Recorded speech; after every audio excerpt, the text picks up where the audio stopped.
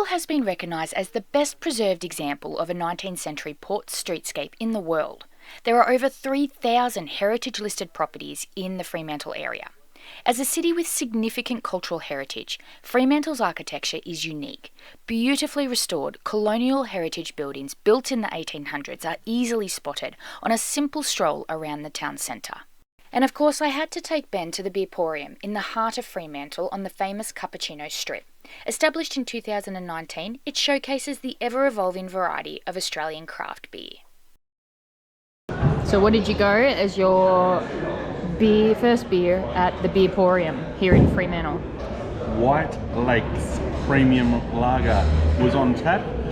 Decided against a paddle as there's so many IPAs and XPAs which I'm not a big fan of. So got the Premium Lager, White Lakes, from about a brewery 20 minutes south of us here in Freo, and it's delicious.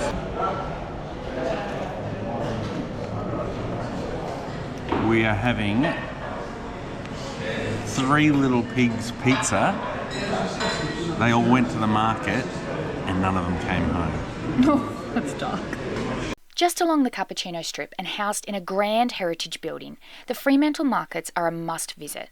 The atmosphere is great, with over 150 stalls, including incredible food stalls from all over the world, local crafts, fresh produce.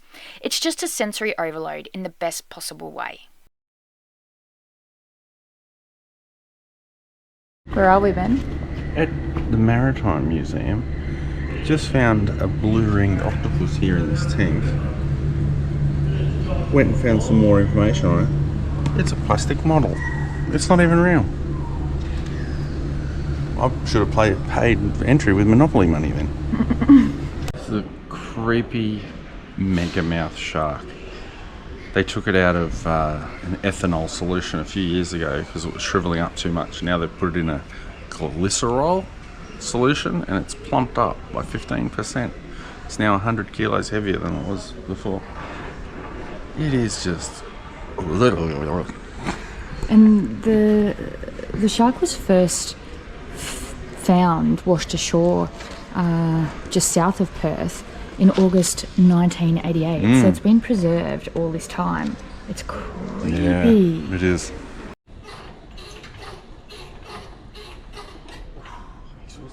What's that? That's how they wind the sails up on the ships. What are you looking at? This is the Oberon class submarine HMAS ovens, and it is sitting on a slipway that was built to service submarines during World War II. Over 170 subs served from Freo, making this port the largest Allied submarine base outside of Pearl Harbor, which is incredible. I'm just disappointed. You can usually get onto the sub, but it's closed for renovations.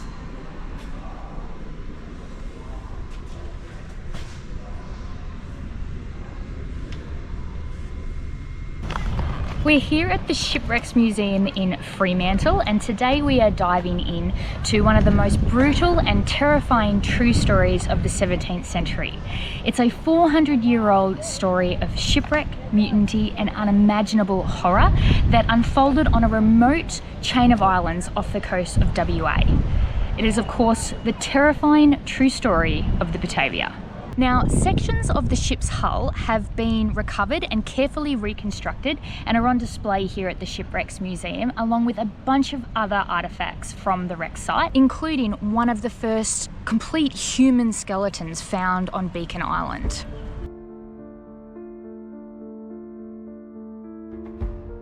Now, the wreck of the Batavia was found in 1963, some 300 years after its wreck. Now, the reason for the miraculous preservation of this section of the stern was that when the ship heeled over to its port side and was wrecked, the weight of the cargo helped trap this section in the underlying coral. So the timbers were recovered and shipped to Fremantle, where conservation treatment began. So to prevent the disintegration of the timbers, most of the water in the wood was progressively replaced with a water-soluble wax. So the process took many years to complete. Following impregnation, the timbers were slowly dried out over a period of 10 to 12 months. And finally, the treated timbers were then reconstructed in this gallery.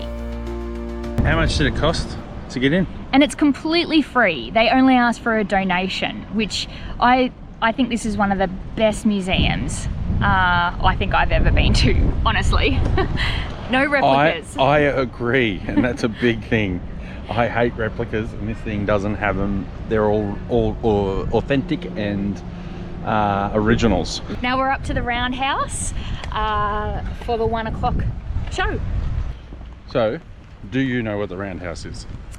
I do. I'm hoping to learn more, but the Roundhouse is one of the oldest public buildings, or oldest surviving public buildings in WA, and it was built between 1830 to 1831, almost immediately, as a jail upon the settlement of the Swan River colony, and then it went on to serve as the local police lockup, and shortly as the home of the water police constable or sergeant.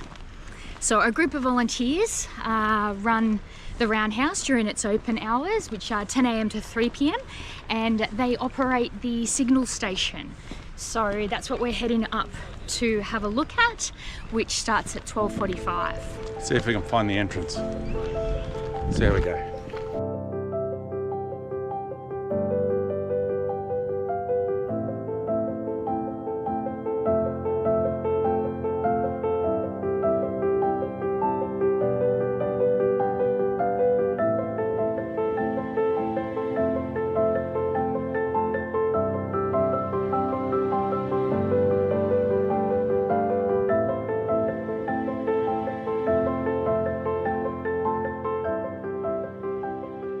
Right, 10, 9, 8, 7, 6, 5, 4, 3, 2, 1. Bang!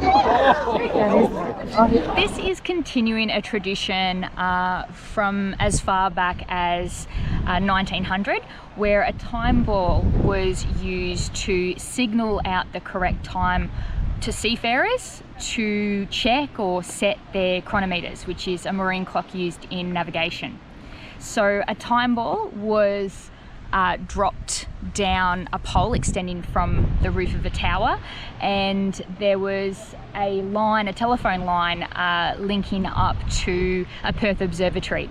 So at precisely 1 o'clock, a signal would transmit down the line, and it would ignite a stick of dynamite, essentially, which would obviously create an audible signal for those closer in to land.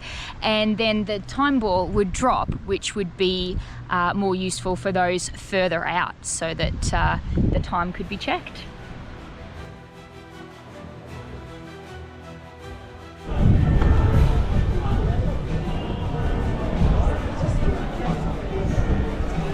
How cool. Doing a Yui. Doing a Yui before he ties onto the dock and the giraffes get to work unloading. So that's a container ship, and we actually learnt today at the Maritime Museum that Fremantle was the first port in Australia? That would be Australia. Would have been Australia. In Australia to have the capacity or the means in order to receive these container ships. So it was a game changer.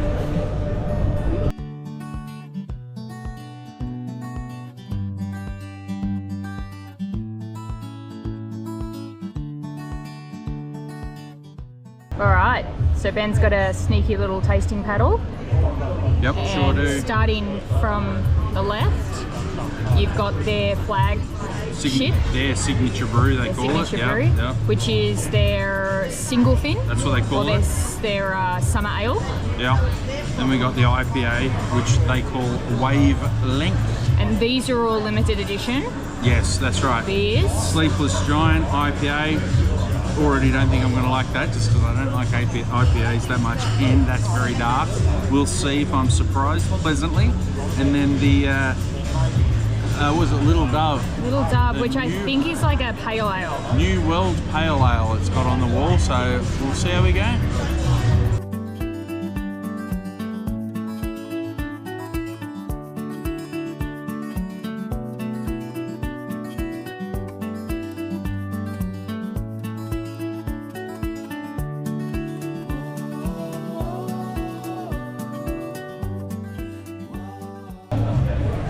Here we go, my two favourite things. Toffee, caramel and malt.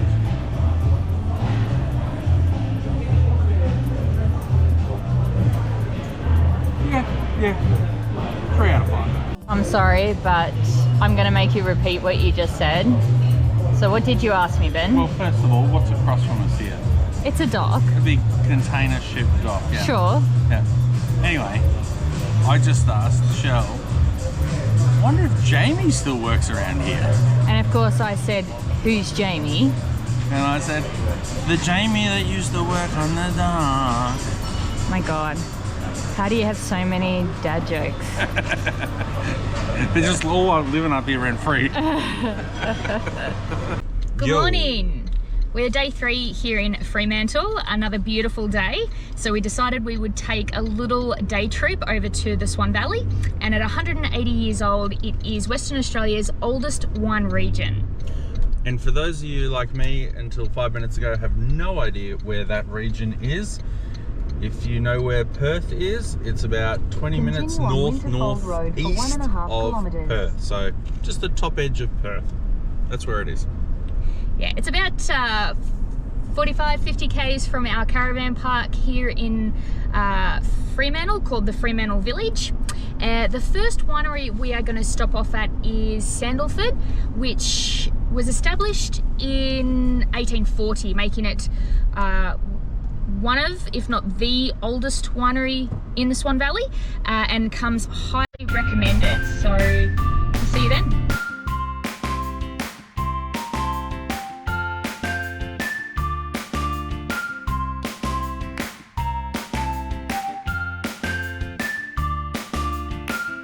You're not going to bag me up for my So formal attire. Ben's wearing his very formal Party up top. wine tasting shoes.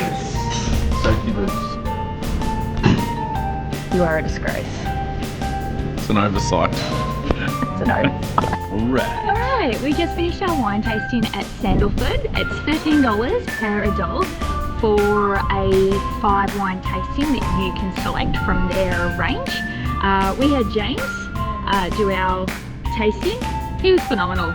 Very entertaining. Such an engaging, guy. It was a really good experience actually. So I've got myself 2 bottles of wine to kick off the day. It's not even lunchtime yet. We'll see you at the next one. What are you excited about right now, Ben? That we are at the end of the Perth International Runway and the planes are landing overhead. It's delicious. But how good is this sunroof?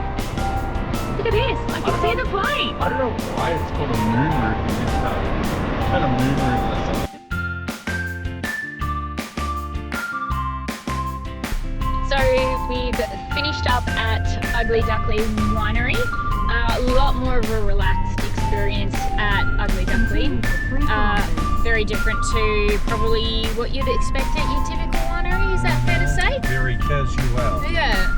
They do 4 wine tastings per person free of charge, and then it's $2 for each additional tasting that you might want. We left with a couple of bottles. One was a sparkling rosé, and Ben got a liqueur Shiraz. Yep. And a Reserve Verdelho is what I want to say. And I think I might be right. Good, because I can't remember. So then we went on to the Henley Brook pub, which is referred to as the Hen.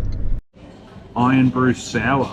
Haven't heard of this. Haven't heard of this one before. Better give it a go.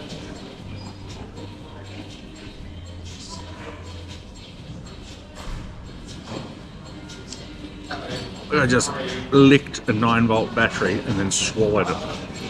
Whew. Check out the bum nuts. So yeah, the Bayo buns, but the bum nuggets, which as we said were stuffed jalapenos, tempura battered. I really enjoyed them, but I've had better. But I still polished them off. And that was our time at Swan Valley done. So just a brief little trip, because we're saving ourselves for Margaret River in a couple of days. G'day. Good morning. We're just heading off from Fremantle, heading into Bustleton, which is about a 2.5 hour drive. Fremantle Village, Ben, what were your thoughts? Yes, it was big. It's big. Half the park is designated cabins. Permanent residents live there. Very nice. They have laid cabins out. and chalets, so you can see in this footage the little strange shaped cabins are the chalets, and then they've got kind of more your regular cabins. But there's plenty of powered sites as well for caravans and campers, rooftop tents, etc. So it is a caravan park and accommodation village. We're on a concrete slab with grass either side of us. Very nice. Heaps of amenities, like multiple ablutions blocks, 2 camp kitchens that we could see at least, laundry, dump point, big play equipment for the kids. Doesn't have a pool, but you're a short walk to South Beach. Yeah, 500 metres I think it was. And you're about 3.5 Ks or a 10-minute drive from pretty much the heart or the middle of Fremantle. Yeah. It's the only caravanning park option in Fremantle. Yeah, that's right. There's also a bus stop right out the front. Yeah, something that I found interesting, I'd never come across it, was the cable gate. So rather than a boom gate at the entrance, it's a cable that you still put your pin code in, like you would a boom gate, but it's a cable gate. Very, very unusual. Never seen one of those before. Yeah, all in all, pretty good place, really. Very good. Highly recommend. Yeah. All right, well, I suppose we'll wrap this video up here. So if you've enjoyed our Fremantle video, give it a thumbs up. Make sure to subscribe if you haven't already, and tune in next week as we head further south to the Bustleton region. Catch you then. See you then. Bye.